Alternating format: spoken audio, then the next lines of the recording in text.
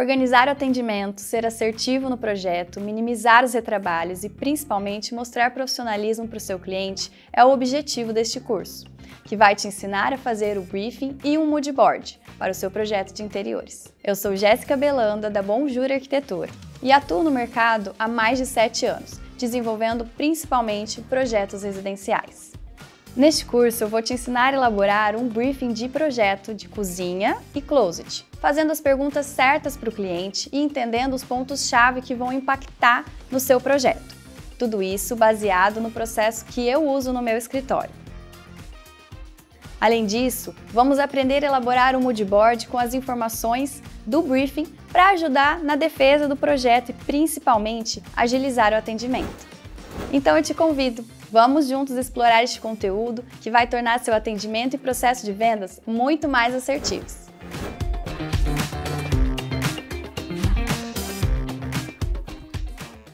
Sabe aquela reunião onde você senta com o cliente para descobrir as necessidades e definir os objetivos do projeto? Este é o momento que chamamos de briefing. E a gente vai entender como conduzir este processo de forma otimizada. O termo briefing, de origem inglesa, significa instruções. Por aí já vemos sua importância. Ele é extremamente necessário se você deseja entender o seu cliente e diminuir o retrabalho. Primeiramente, o briefing vai te ajudar a ler o seu cliente. Entendendo o seu estilo, rotina, suas necessidades, fica muito mais fácil de criar um projeto que seja prático para ele. Com as perguntas certas, você vai conseguir, por exemplo, entender até onde o seu projeto deve ir. Se é uma reforma com aproveitamento dos móveis existentes ou se é um projeto totalmente novo, do zero. Além de saber a expectativa do investimento do cliente, que impacta bastante na escolha dos materiais. Nessa hora, toda informação coletada, além de demonstrar profissionalismo, vai passar mais segurança do seu trabalho para o teu cliente. Porque ele vai entender que você sabe o suficiente para desenhar algo de valor para o gosto dele. Então, as chances de ter a aprovação e fechar o orçamento com você são muito maiores, se você seguir o processo que a gente vai aprender aqui. Agora que entendemos a importância do briefing no processo de atendimento e vendas, vamos na próxima aula abordar um ponto-chave, que é a expectativa de investimento do cliente.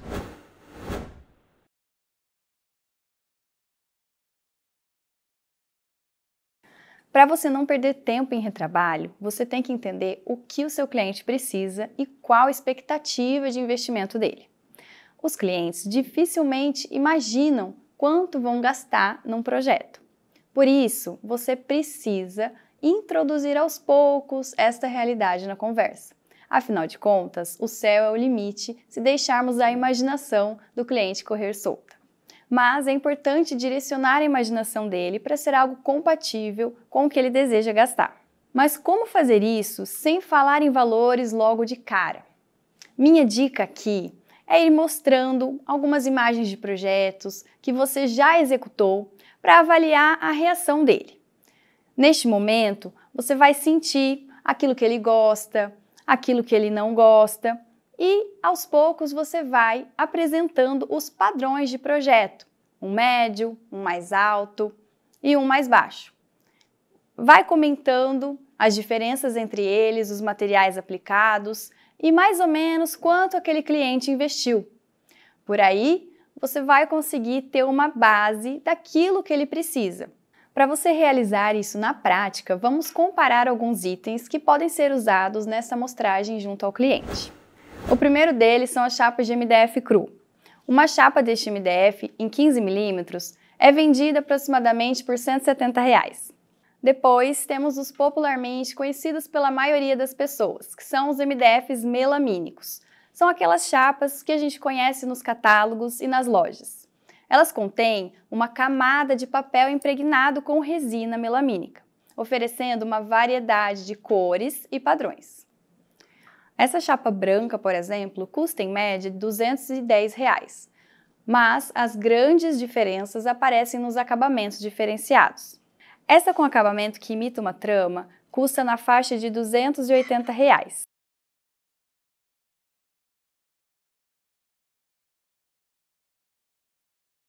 Já essa com acabamento em alto brilho custa em média R$ 520 a chapa.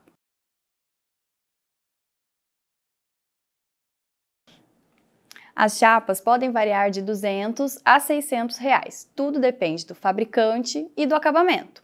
Por exemplo, essa mesa aqui é um acabamento TX. Ela é mais comum e tem um ótimo custo-benefício. Tem os acabamentos também naturais, alto brilho, fosco, acetinado, poro, enfim. O MDF é um item muito impactante no seu orçamento. Lembre-se que o seu cliente não sabe nada disso, então apresentar para ele tanto a composição do material quanto a variedade de acabamento e passar uma estimativa de valores de cada um já vai te permitir ver a reação do seu cliente e medir a temperatura da propensão dele em investir mais em um acabamento mais caro ou querer dar uma segurada, optando por acabamentos mais em conta. Em termos de pintura, existe um acabamento ainda mais personalizável, que são as lacas. O laqueamento hoje permite que um projeto seja único e com uma gama infinita de cores que o seu cliente consegue escolher. As principais lacas são as foscas e brilhantes e podem chegar a custar até 3 vezes mais do que os melamínicos convencionais. Temos aqui um exemplo de uma porta em laca fosca. Elas costumam ser bem atraentes e a maioria dos clientes gostam muito. Porém, imagina o trabalho de você conseguir definir qual a cor que o seu cliente quer, o estilo da porta, quantas serão laqueadas, para depois, lá na frente, ele se surpreender com o valor. Então é um ponto muito importante aqui identificar qual é o padrão que o seu cliente deseja e já comentar com ele a diferença entre uma porta laqueada e as outras opções que a gente comentou anteriormente.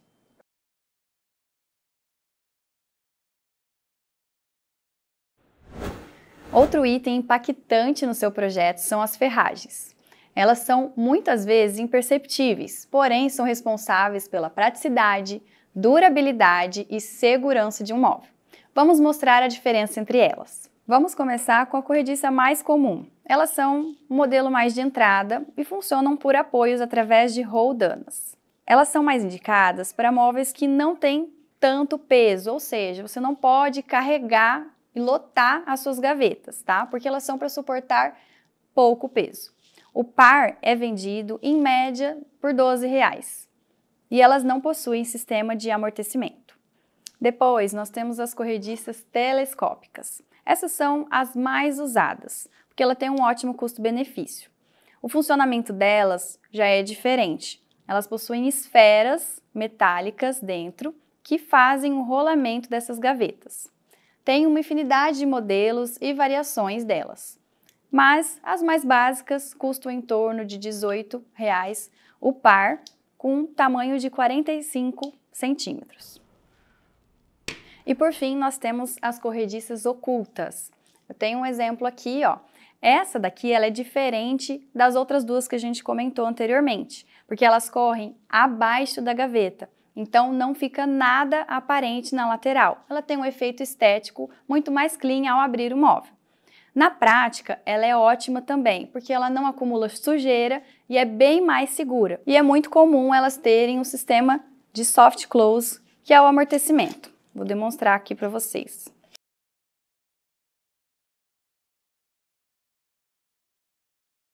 Aqui, novamente, temos um ponto que impacta muito no orçamento. E se a gente não explicar anteriormente para o cliente essas diferenças, ele pode ver o orçamento e depois pedir para ter alterações por conta do valor. Isso vai gerar muito retrabalho para você. Por isso, eu aconselho que você mencione a diferença destes valores para que fique muito claro. Agora falando um pouco sobre as portas basculantes, que podem ser montadas com articuladores, pistões, e tem vários modelos. Aqui também é um ponto bem importante porque podem ter muitas discrepâncias entre valores dessas ferragens. Por exemplo, esse pistão a gás costuma custar em torno de R$ 10. Já este articulador aqui, ó, ele tem um valor de R$ 45. E por fim, este sistema, que é um dos mais completos, com amortecimento, né? Ele já sai por R$ 260. Então, vocês conseguem perceber a diferença, né, entre uma ferragem e outra e o quanto que isso pode impactar dependendo do número de portas basculantes que tiver no seu projeto. Dentro deste contexto, também entram as dobradiças, e a variação também é bem significativa em relação ao valor. Este modelo aqui, que é o mais comum, custa em torno de R$ 5,00. Já esse daqui, que é um acabamento em inox, custa em torno de R$ 9,00. E esse último aqui, que é o grafite, sai em torno de R$ 20,00. Então imagine esse valor multiplicado aí por todas as dobradiças usadas na sua cozinha, por exemplo, e a variação no valor final, o quanto pode ser impactante. Algo que você também precisa orientar o seu cliente é sobre os sistemas de correr.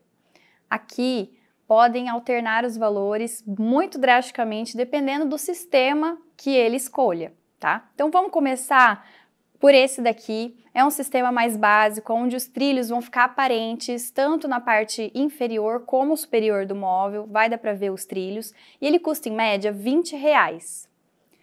Já esse outro sistema aqui, que é um intermediário, ele tem as portas suspensas, então o trilho não fica visível, porém ele não possui sistema de amortecimento.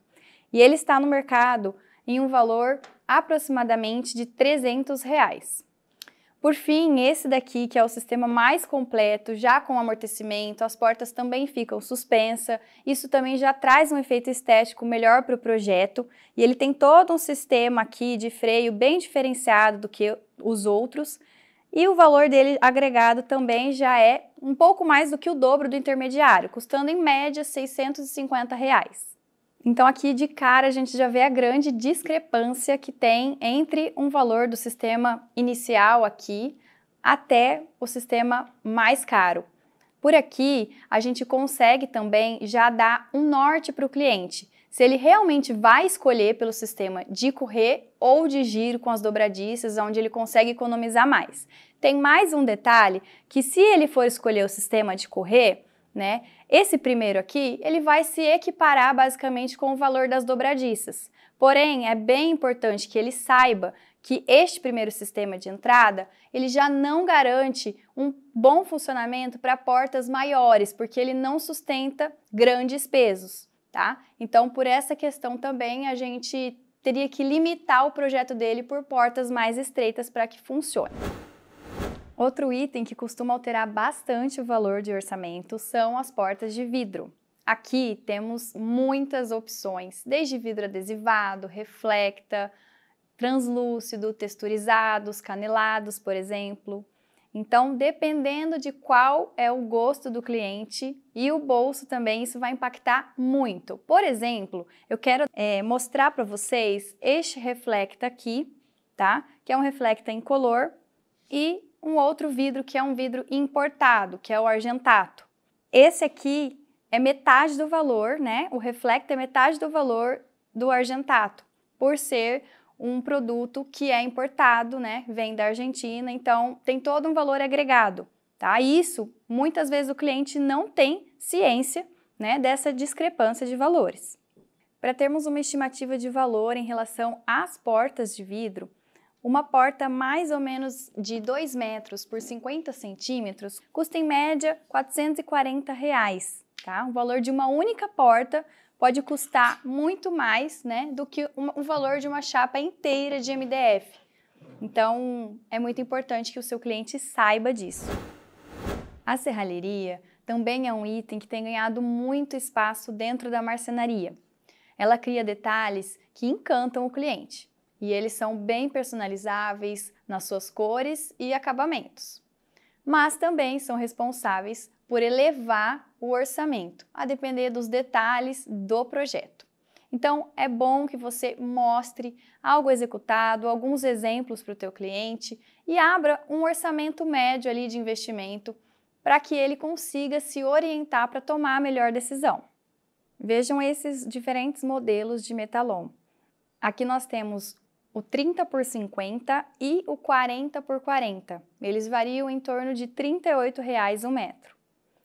Já aqui, esses do meio, que são 30 por 30 e 20 por 30, custam em torno de R$ 29,00 o metro.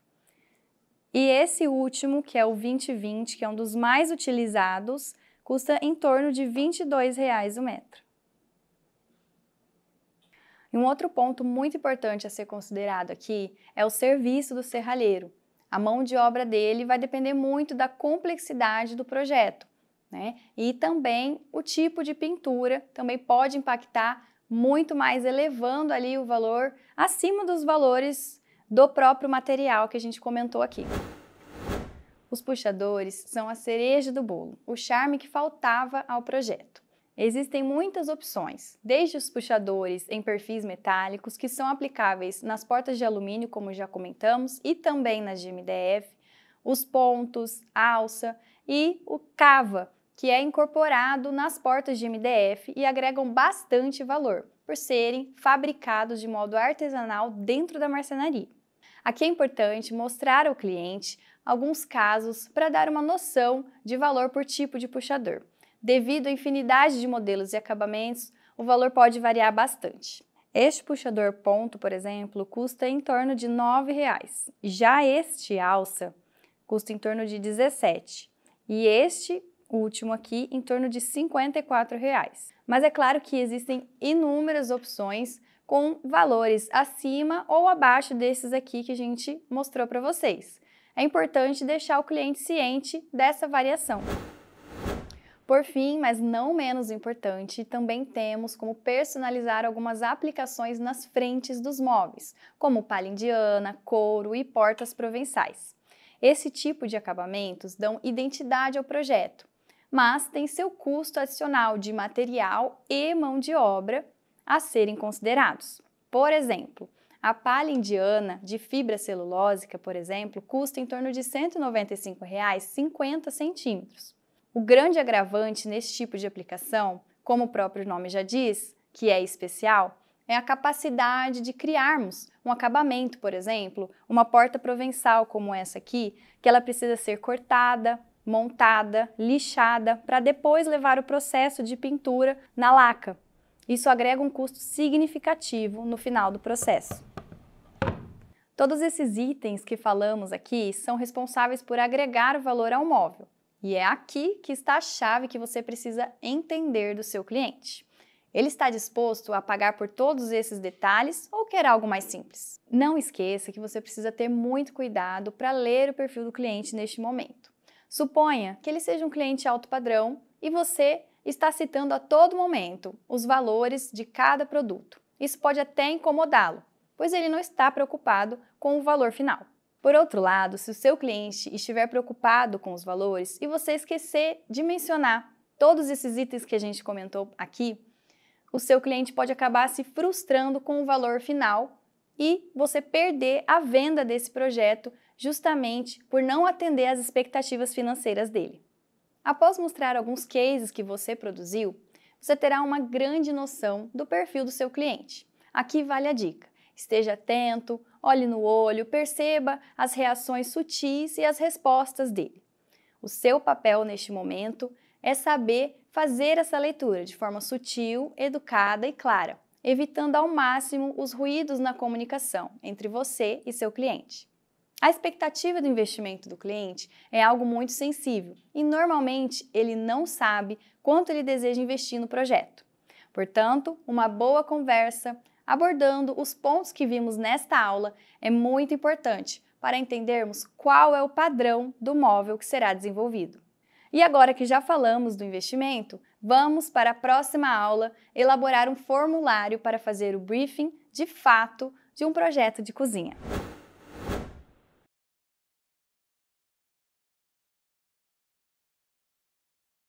Feita então a leitura do cliente, vamos agora analisar e construir a estrutura do briefing de um projeto de cozinha.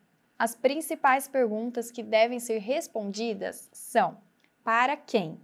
Primeiramente, então, quantas pessoas vão morar naquele espaço ou vão conviver ali?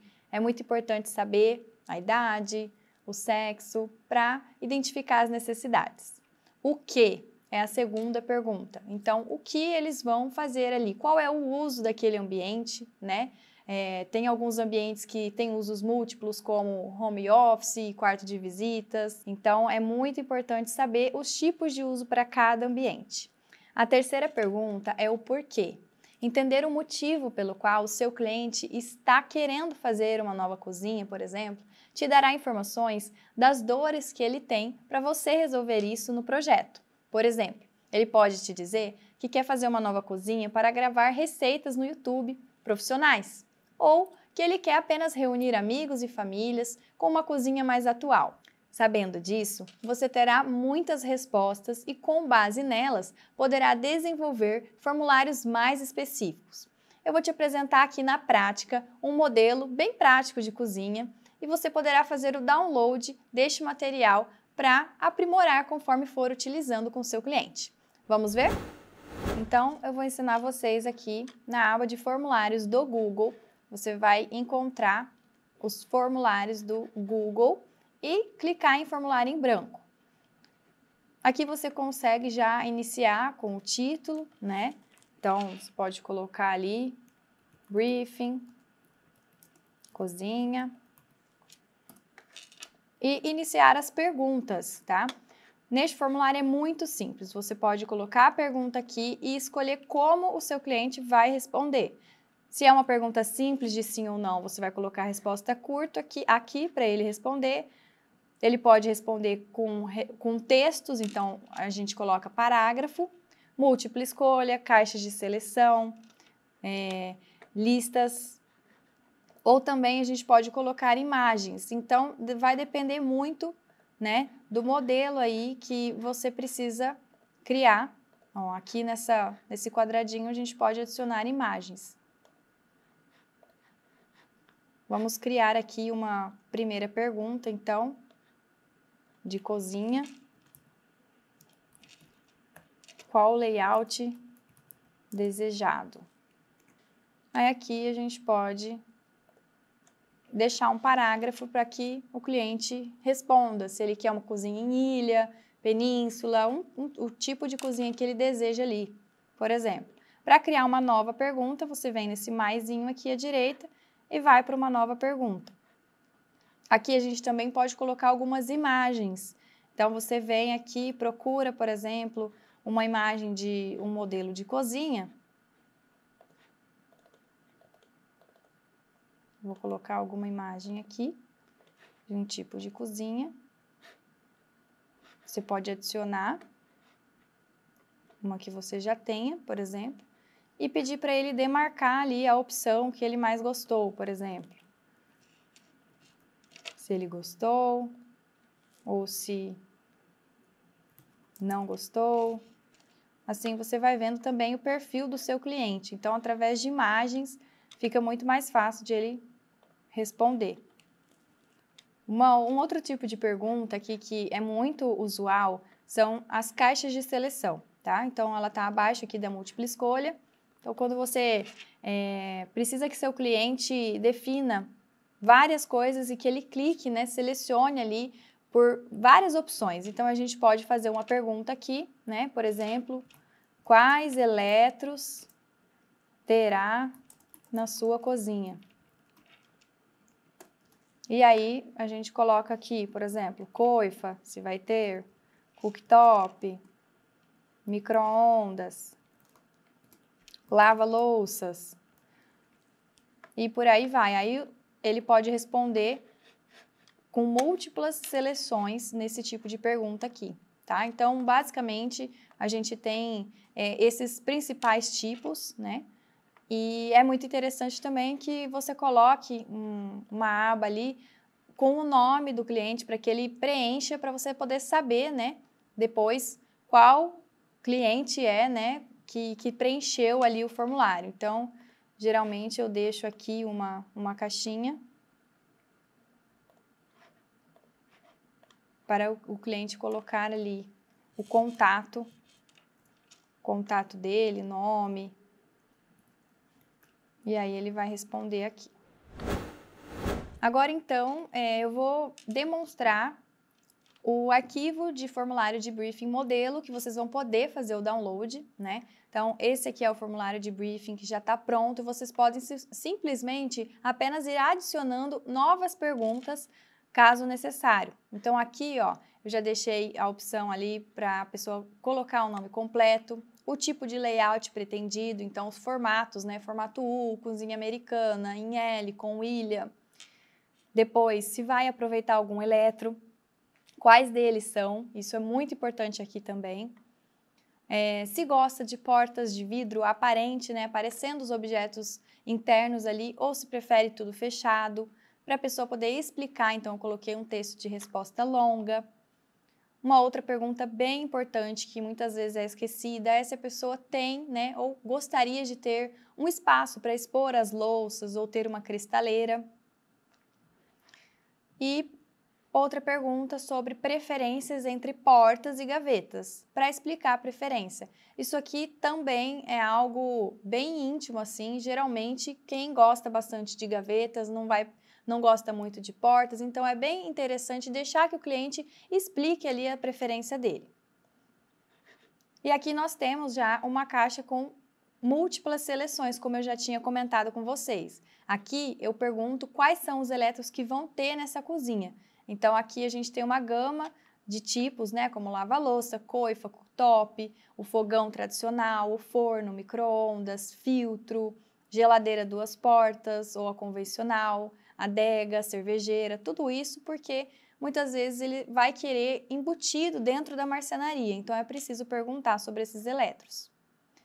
E além disso, alguns itens que podem ser específicos ali que o cliente tem em mente e que ele não comentou com você, então é bom deixar sempre uma resposta uma pergunta mais aberta, o que não pode faltar na cozinha também. E aqui uma pergunta mais direcional ao projeto. Então, se ele gosta de torre quente, que é quando a gente coloca forno, micro-ondas e faz uma torre, ou se ele prefere ali separar, né? Deixar de repente o cooktop na ilha, o micro-ondas separado. Aqui também um texto de resposta longa. E por fim, depois de todas essas perguntas, a gente vem para algumas imagens. Então, aqui é interessante, a gente coloca, né, algumas imagens ali, e ali ele pode ir respondendo com respostas curtas, se ele gosta, se ele não gosta, né, para a gente conseguir entender o estilo. E abaixo, a gente tem ali os tipos de estilos para conseguir balizar, né, o perfil do cliente. Então, primeiramente, a gente colocou aqui ó, uma imagem do estilo clássico, com as portas provençais. E aí ele vai selecionar se ele gostou, se ele amou, ou se talvez, ou se nunca. E nisso aqui, depois, quando você for sentar com o cliente para conversar, você vai questionar. Ah, gostou? Gostou do quê? Né? Então, vai ser bem legal que você vai ter as respostas aqui resumidas para depois já chegar com as perguntas mais certas para o cliente. Aí, novamente, uma outra imagem, um estilo mais minimalista, né? Pode ver que não tem tanto puxador, as portas são todas mais clean. Aí ele também vai ter que votar. O estilo boho. Então, a gente trouxe aqui vários estilos, um estilo mais industrial, um estilo contemporâneo. E aí, depois, nesse briefing também tem sobre puxadores. Então, para entender se o perfil do cliente, se ele gosta de puxador de metal, né, e mais slim, se gosta daqueles puxadores clássicos, ou se prefere o cava feito na própria marcenaria, um puxador ponto, seja bolinha ou quadradinho, os alças, que são bem conhecidos, ou o puxador passante. Então, por aqui também a gente consegue entender um pouco mais do estilo do cliente, tá? Esse material aqui, como eu falei para vocês podem simplesmente vir aqui na direita, adicionar novas perguntas e complementar ele. Mas já tem muitas perguntas aqui que com certeza vão te ajudar bastante a entender o gosto do cliente e o perfil dele. Uma questão aqui bem importante é o layout da cozinha. Isso aqui vai definir muito a quantidade de móveis, né? E como eles serão distribuídos no ambiente. Então, eu deixei aqui nessa tela alguns layouts mais comuns de cozinha. A gente tem então a cozinha em L,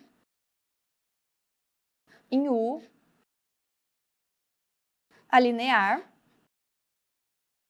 cozinha península, cozinha tipo corredor e cozinha com ilha. Essa pergunta aqui ela é crucial no momento do briefing para você conseguir entender como vai dispor esses móveis. Na maioria dos casos, o cliente já sabe o que ele deseja, né? Na maioria dos casos, pede ilha, né? Pede formatos ali específicos por já ter em mente esse layout. Então, isso é muito importante porque ele já vai te resolver muitas questões para você partir desse ponto-chave para iniciar o projeto. E em caso de reformas, onde você vai ter um aproveitamento ali de pontos e infraestruturas existentes, é muito importante que você saiba os principais pontos, como ponto de gás, ponto de água, que já são existentes, e pergunte para o teu cliente se ele deseja manter ou se pode ser feito, né, um novo projeto ali, onde ele esteja disposto a quebrar esses pontos e mudar de lugar. Porque muitas vezes ele vai querer aproveitar a estrutura existente e somente incorporar os móveis a ela. Então, fique atento a esse detalhe. E um outro ponto é se essa cozinha já possui também os mármores, porque os móveis vão ter que acompanhar, né, essa bancada. Então, é muito importante que, se o seu cliente até tiver uma foto ali, para você entender esses detalhes antes de você iniciar o projeto. Lembre-se que, elaborando esse formulário digital, as respostas já vão ficar salvas para você. Além de agilizar o processo para o teu cliente, que ele consegue responder a qualquer momento do dia que ele tenha um tempinho, também ficará mais fácil para você consultar as respostas que precisar, trazendo mais segurança e assertividade para o processo. Outra ferramenta bem interessante para ser usada neste processo é o Pinterest. Ele é um aplicativo bem simples e intuitivo, onde eu recomendo que você deixe suas referências salvas para poder agilizar esse atendimento. Além disso, o seu cliente também pode salvar em pastas os modelos de referência que ele gosta e compartilhar com você. Eu vou explicar como funciona. Então aqui, ó, é o aplicativo do Pinterest. Você vem aqui na aba inicial e você clica na lupa e coloca ali, por exemplo, cozinha clássica. Um estilo ali que você goste. E aí vai aparecer vários modelos. Aqui é muito fácil, já tem aqui em vermelhinho salvar. Embaixo você cria uma pasta. Essa pasta você vai dar um nome, por exemplo, referência, cozinha, projeto. E aí você pode colocar essa pasta secreta, né, para ninguém ficar vendo, vai dar um avançar. A pasta está criada. E aqui agora você vem na sua aba de pastas e tá aqui a pasta referências cozinhas. Aqui você pode clicar e copiar o link ou convidar um colaborador, tá? Então, você pode permitir com que ele veja, você pode convidar por e-mail, digitando o e-mail ali do seu cliente ou vice-versa, e aí você consegue compartilhar todas essas referências dentro de uma pasta onde só vocês vão poder ver. Então, durante essa reunião, eu sugiro que você tenha algumas pastas já salvas no Pinterest com esses estilos variados, para você mostrar para o teu cliente, perguntar qual ele mais gosta e não se esqueça de perguntar se ele gostaria de colocar cor a esses móveis ou se ele prefere uma cozinha mais clean, para você já entender quais são os padrões de MDF que você vai aplicar no projeto. Então, vamos para a próxima aula aprender a elaborar um briefing de closet e entender as particularidades desse tipo de mobiliário.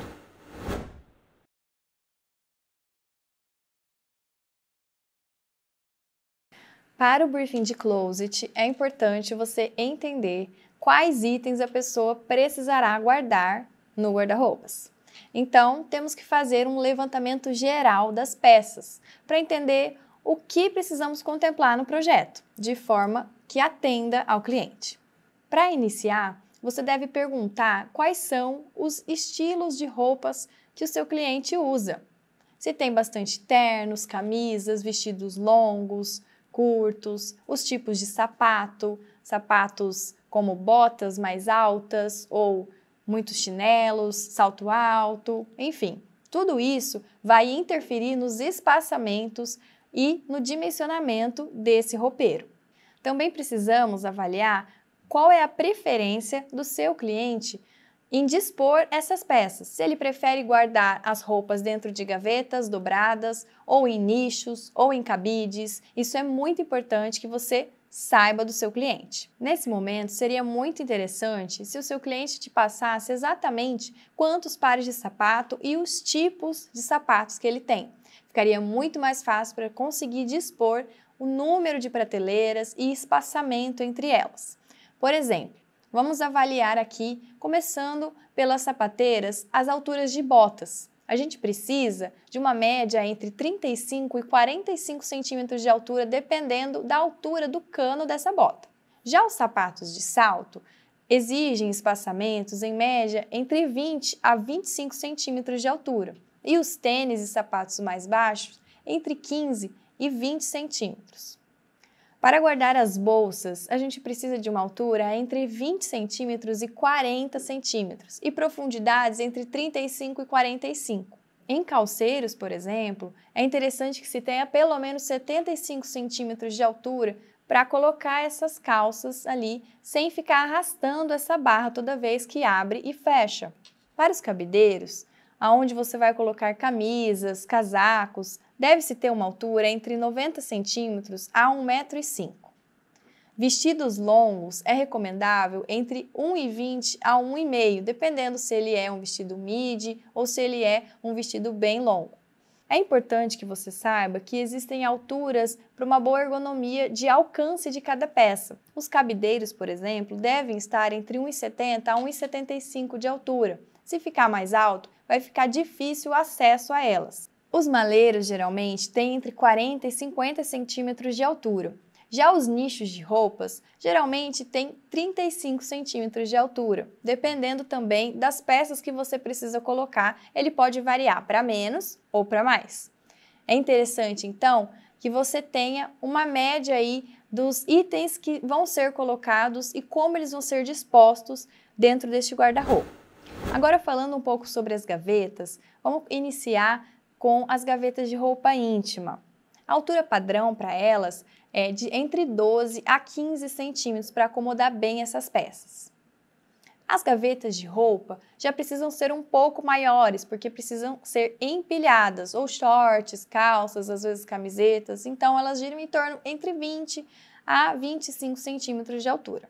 É importante que você saiba que essas alturas podem variar de acordo com a preferência do usuário. Então, pergunte para o teu cliente para você ter ciência de qual é a preferência dele. E por fim, temos as gavetas para agasalhos. São gavetas maiores, entre 35 e 45 centímetros de altura. Eu vou deixar aqui um resumo para você fazer o download e ter esse material em mãos com a altura padrão de cada item que eu comentei aqui. E também eu vou disponibilizar para vocês o link do formulário. Assim como eu já expliquei na cozinha, a gente também deixou um formulário pronto para o closet, com algumas perguntas bem assertivas, onde você também poderá agregar outras se necessário. Para entender um pouco mais sobre os estilos de quartos que o seu cliente gosta, você pode aplicar as mesmas estratégias que eu já expliquei para a cozinha. Então, abre o seu Pinterest, com vários estilos ali, vai mostrando fotos de closets para você entender o que mais agrada o seu cliente.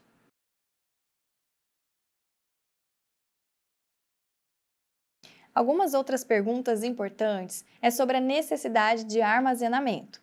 Se ele pretende um armazenamento máximo, pois tem muitas coisas para colocar dentro do guarda-roupa, ou não, se ele quer algo mais clean, com menos móveis. É importante você entender também quais são os itens que ele deseja armazenar. Se o roupeiro vai ser somente para roupas, sapatos, ou vai ter cama, mesa, banho, tá? Para que você consiga direcionar as prateleiras, os cabides, gavetas necessários para cada tipo de uso. Pergunte também sobre a preferência entre portas de giro ou de correr, que além de impactar na profundidade útil do armário, ela também poderá impactar muito no orçamento, como a gente já discutiu anteriormente. Com o briefing elaborado, você já vai ter muitas informações e já dá para começar a projetar. Porém, dependendo do caso, construir um mood board é necessário para direcionar o seu cliente, se ele ainda está com dúvidas ou se ele foi meio vago nas respostas. E esse é o tema da nossa próxima aula.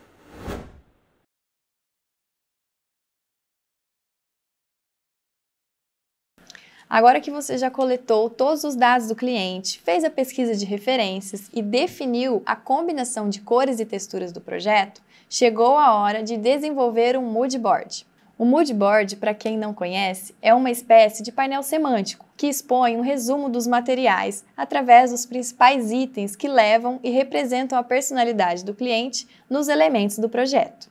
Eu vou montar um bem rápido com vocês, através do Google Slides, que é uma ferramenta gratuita que você pode começar a usar agora mesmo para acompanhar esta aula. Basta ter uma conta no Google para poder acompanhar todo o processo. Este mood board que eu vou criar agora também vai ficar no material de apoio para vocês poderem baixar e usar como referência. Nesta aba, vocês vão clicar e vai abrir uma tela exatamente como essa. Em inserir, você vem aqui e consegue fazer o upload das imagens do seu computador ou também pesquisa na web. Eu prefiro fazer o upload, tá? Então, e colocar uma imagem de um metal. Vamos supor, essa daqui é uma imagem que eu já tenho pronta, tá? E aí você vem inserir e faz o mesmo processo, colocando ali os materiais. Aqui eu vou colocar um cabideiro articulado. Aqui, percebam que essas imagens elas estão em PNG, então você pode utilizar um aplicativo direto do Google mesmo para remover este fundo e colocar essas imagens umas sobre as outras, que é o que fica bem legal em mood boards, esse contraste entre os materiais. Então você vem aqui e vai inserindo essas imagens dos materiais, dimensionando aqui nesse cantinho. Você pode clicar ali no Shift também, ó, no cantinho, para ele redimensionar tudo por igual, né? Aqui nós temos uma aba de texto, então você pode digitar ali, mood board.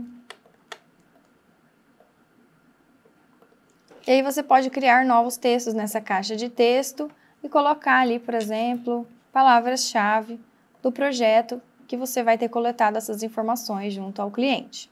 Agora eu vou mostrar para vocês um mood board final, né, de como que ele fica e geralmente como ele é feito, tá? Então aqui nós temos, ó, os textos que eu falei para vocês, ó, provençal, contemporâneo, que é o estilo dessa cozinha, uma imagem da cozinha e aqui algumas peças de materiais utilizados. Então você pode até agregar colocando iluminação, uma folhagem, os objetos de decoração, mas o principal mesmo é que tenha os materiais, como vidros, os MDFs utilizados, né? Aqui a gente tem um acabamento de ripas no MDF, tá? É muito fácil de fazer. Se você quiser criar também esses retângulos aqui de destaque, é muito simples. Você pode vir aqui na ferramenta Forma, e aí tem várias formas para você aplicar. E também, se você clicar nela, você consegue vir aqui no baldinho nas cores dessa forma, tá? Então aqui eu posso escolher preto, posso escolher azul, e aí vai modificando de acordo com as cores do mood board que você deseja fazer. Nesse pontinho aqui você também pode, ó, engrossar, afinar, diminuir. Então você vai redimensionando de acordo com aquilo que você deseja, com o efeito que você deseja criar. Então, vou criar aqui rapidamente um com vocês, de um modelo de cozinha. Vou pegar essa daqui. Então, aqui nós temos uma imagem, eu vou redimensionar ela, como eu comentei com vocês. Eu gosto de deixar a imagem sempre pegando toda a tela aqui, ou quase toda, para ter uma base, uma referência. E aqui, gente, vocês podem também cortar, tá bom? Então, clica 2 vezes, seleciona aqui, ó, nessa pontinha preta e arrasta para onde você deseja cortar a imagem.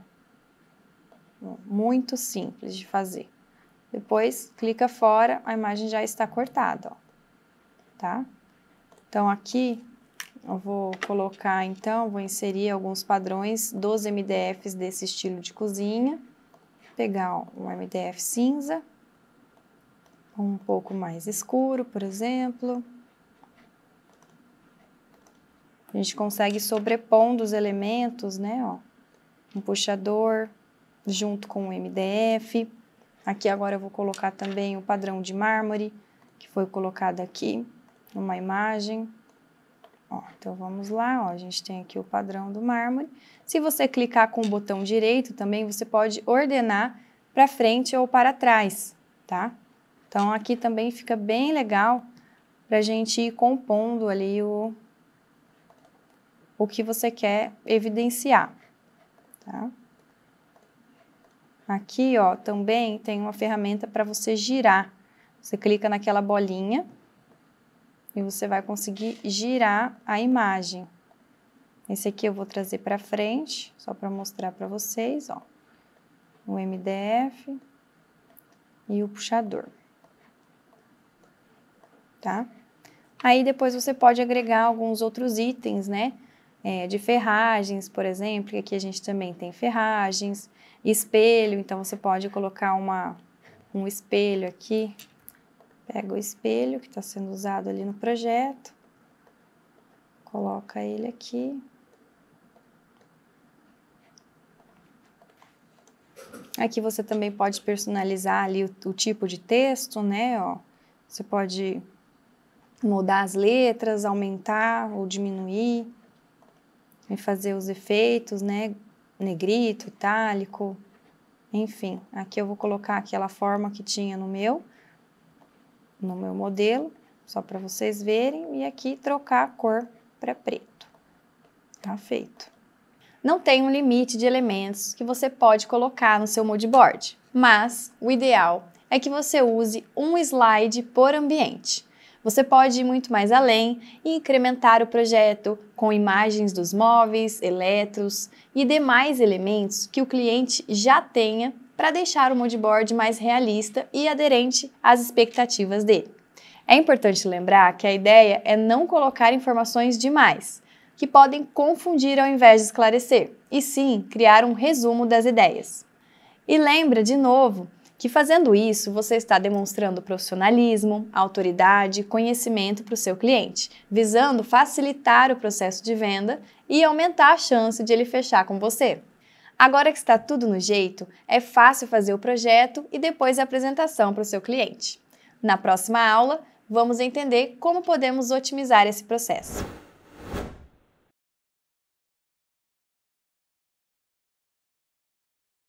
Antes de iniciar a apresentação, deixe o cliente ciente de que este projeto é desenvolvido com base no briefing que vocês fizeram e que qualquer alteração deve ser feita ainda durante a fase de projeto, porque uma vez que o móvel já estiver em produção, as alterações terão um custo adicional, visto que não foram previstas anteriormente. Outra prática interessante é limitar o número de alterações do projeto. Isso força o cliente a ser mais assertivo, refletir mais sobre o que ele realmente quer e não ficar alterando toda hora, sem mais nem menos. Portanto, 2 alterações é um número interessante para você praticar com o seu cliente, porque além de termos feito um briefing assertivo para minimizar os retrabalhos, fazer mais de 2 alterações aumenta o custo no seu atendimento. Durante a apresentação, comece reforçando as informações que ele te passou, sobre o que ele gosta, suas necessidades e inicie sempre com o mood board. Neste primeiro momento, ele precisa sentir que você entendeu realmente o que ele deseja. Por isso, crie conexões, utilize as frases dele, as prioridades que ele te contou na primeira reunião para embasar todas as escolhas dos materiais aplicados no mood board. Monte uma apresentação com imagens renderizadas do projeto, mostrando o aproveitamento, o layout definido, as cores e os acabamentos que você já sabe que ele gosta e que deseja pagar por aquilo. Mostre a ele que você pensou em cada detalhe do que ele te pediu. Antes de mostrar o valor final do projeto, dê uma pausa e abra para o cliente fazer as suas considerações. Ouça sempre com muita atenção. É bom ter com você um caderno de anotações para não esquecer de nada. Sentiu que ele gostou e está animado com o projeto? É hora de preparar para mostrar o valor do investimento. Se ele não gostou de nada, faça as anotações para realizar um novo projeto e não passe o valor deste. Com isso, você evita potenciais frustrações do seu cliente e até a perda da venda. Caso ele esteja animado, Antes de você falar o valor final, eu sugiro que você foque em todas as vantagens e benefícios deste projeto, nas soluções que ele resolve e como será a vida do seu cliente utilizando aquele novo espaço projetado. Feito isso, fale o valor com calma e tranquilidade e espere a reação do cliente. Aqui você vai realmente entender as expectativas de gasto dele. Caso tenha ficado muito acima do valor esperado, você poderá voltar a conversar com o cliente sobre os itens que agregam maior valor ao projeto e explicar que poderia ser substituído ou até retirado para reduzir o custo. E caso esteja dentro das expectativas, siga com ele na discussão e revisão dos detalhes que devem ser alterados. Uma consideração importante quando você apresentar a alteração de projeto é deixar claro ao cliente quantas alterações devem ser feitas, ou seja, qual é a primeira e qual é a segunda reunião de revisão. Assim, fica mais fácil de você controlar e direcionar o cliente para ser mais assertivo e objetivo nas solicitações. Lembre-se que, sem ter um custo adicional para as mudanças, elas podem ocorrer sem limites, aumentando o seu custo e tempo de atendimento. Agora temos nosso projeto apresentado, baseado nas informações que coletamos e pronto para seguir as negociações com o cliente.